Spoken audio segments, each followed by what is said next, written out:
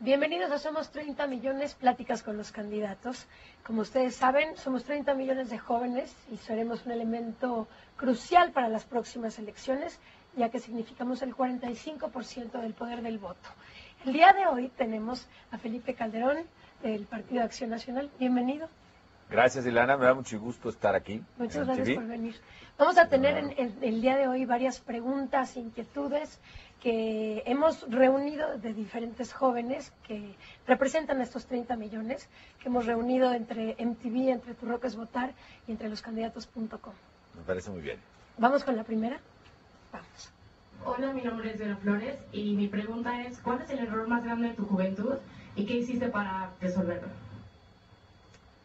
Yo creo que el error más grande de mi juventud fue no haberla disfrutado a todo pulmón, y lo que hice para resolverlo fue empezar a disfrutarla a todo pulmón. ¿Y por qué no la disfrutaste a todo pulmón? Porque un poco como dice Borges, yo era de los que salían a todos lados con paraguas y cosas con esas, suéter. ¿no? Sí. Y entonces empecé a caminar más tiempo descalzo y a disfrutar más la vida. Pues de hecho hay unas fotos por ahí tuyas que nos podrías decir de qué se trata. A ver, ese es mi hermano Juan Luis, el que está de pie, yo estoy arriba de la camioneta, es en una combi que nos prestaban para ir a repartir propaganda en los pueblos cerca de Morelia. Propaganda del PAN, por supuesto, sí. Desde chavitos, mi papá era un idealista, era el candidato de siempre del PAN. Como nadie quería ser candidato, pues mi papá siempre perdía la chamba, perdía a los amigos, nosotros le ayudábamos y nos íbamos en esa combi. Pero con razón, Felipe, desde entonces ya en la combi repartía. Sí, desde muy chavito. Y muy bien, la verdad fui muy feliz en eso. Muy bien. Tenemos más preguntas, pero antes de eso tenemos otra foto que a mí me gustaría que nos digas de qué se trata. Ah, bueno, pues esta es tu servilleta. Sí. Ahí en mi triciclo, que era poderoso, por supuesto. ¿Qué tal andas en bicicleta ahora? Muy bien. Sí. Me gusta mucho la bici. Me quebré mi brazo andando en bicicleta, mira, alcanza a ver aquí. Ahí está la prueba. Sí, pero muy bien. Pero ahí en Morelia, pues si alcanzas a ver la cantera, que es ahí en el jardín de San José.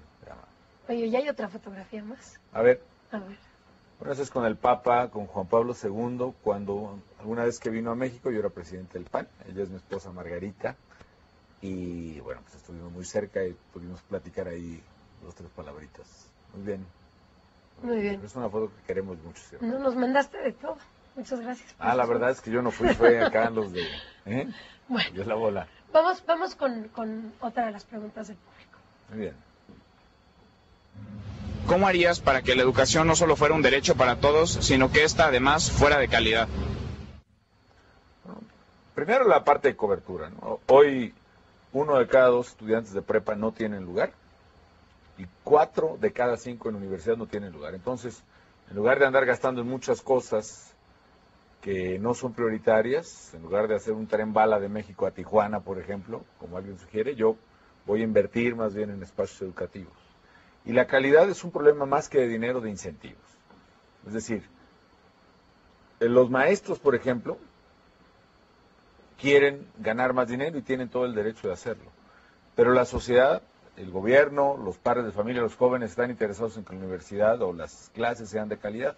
Bueno, vamos a empatar las cosas, los intereses. Es decir, yo te voy a pagar más como maestro en función también de la calidad educativa, en función de cuánto te preparas, en función de cómo salgan evaluados tus alumnos y cómo salgas evaluado tú.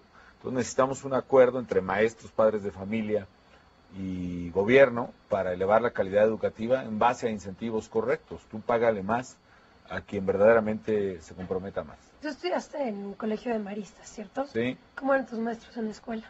Muy estrictos, sí, pero ¿verdad? muy buena onda. He oído que eran muy estrictos. Pero los quiero mucho, la verdad es que me formaron integralmente, ¿no? Tuve, por ejemplo, un maestro de español, Pancho Casanova, buenísimo, tenía su propio texto, en fin. Pero tan estrictos que me imagino por eso era esto de salir con el suéter, de no disfrutar. Bueno, eso es parte de la cultura nuestra, ¿no? Que es más de cultura de culpa que de precaución, que te permite ser poco sensible a las cosas de la vida y vas desarrollando tu sensibilidad después, ¿no? Pero con los maestros estuve muy contento, con los maestros maristas, sí, muy bien. en su tiempo. Vamos con otra pregunta más. Sí, cómo no.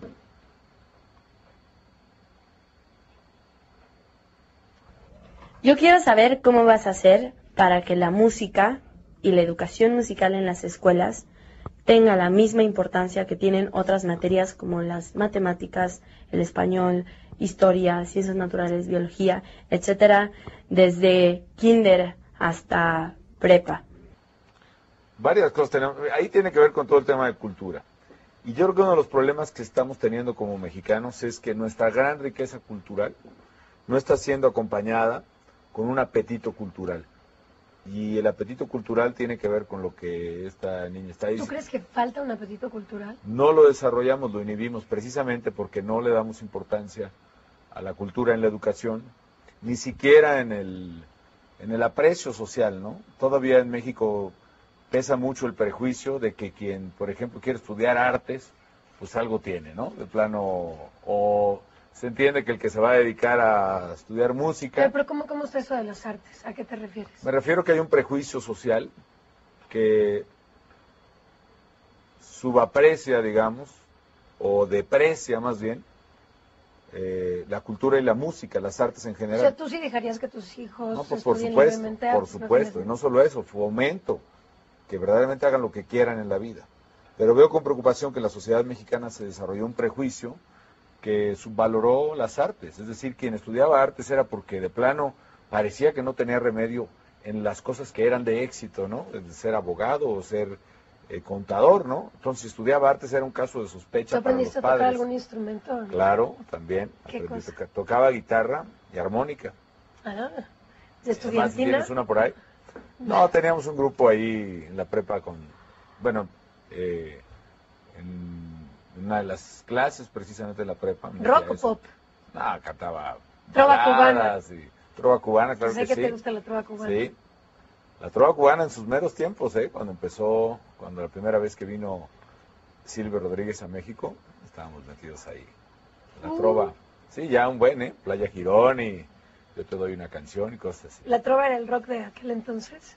La verdad, el rock siempre ha habido, Yo realmente no he sido un rockero o un buen rockero. Tengo un hermano que es súper rockero, de los tiempos de los Doors, por ejemplo. Naturalmente que estuvo en Avándaro y tiene una colección de música envidiable, la verdad, Claro. Buenísima. Yo no que soy los tan preste, rockero, ¿no? la verdad. Que preste los Lo voy a decir, lo voy a decir. Bueno, La verdad, vamos con otra pregunta. Sí, cómo no. Mi nombre es Javier Risco y quiero que me respondan con datos duros y con propuestas reales qué va a ser o cómo van a impulsar el arte y la cultura en el próximo sexenio. Estábamos en eso precisamente. Yo creo que lo primero es desarrollar un apetito. Necesito una guitarra zurda, Si me va a traer una guitarra, tiene que ser zurda. Ya los vimos ahí. Ya los vimos con malas intenciones. Sí. O una armónica mejor. A ver si Ahorita me lo consiguen, intentamos, sí. Y lo que necesitamos es que la escuela sea integral. Lo que la chava primero decía, que al igual que las asignaturas académicas formales tradicionales de matemáticas o de idiomas, español, se den con disciplina, también necesitamos despertar en los niños la disciplina y que no haya clases de música en el sentido de que quién fue ya como Puccini, quién fue. La verdad se requiere despertar apetito, estimularle, picarle a los niños para que aprendan a apreciar las formas, apreciar la música, apreciar la expresión de lo que tienen, y eso nos permitiría desarrollar una sociedad que tenga verdaderamente un hábito, un apetito cultural que no lo tenemos ahora. Tenemos una cultura muy rica, pero tenemos inhibido totalmente el aprecio, no totalmente, pero tenemos una gran inhibición por el aprecio cultural. Pero ¿y en el mundo crees que realmente conocen la cultura mexicana tal como es? No. Ese es un gran problema, ¿no? Pero más importante o más preocupante es que los mexicanos no conozcamos nuestra propia cultura tal como es y que no la vivamos y a veces que sí la sentimos como nuestra, pero no le damos el potencial que tiene, ¿no? Entonces, y cultura no es solo, ya en un sentido amplio,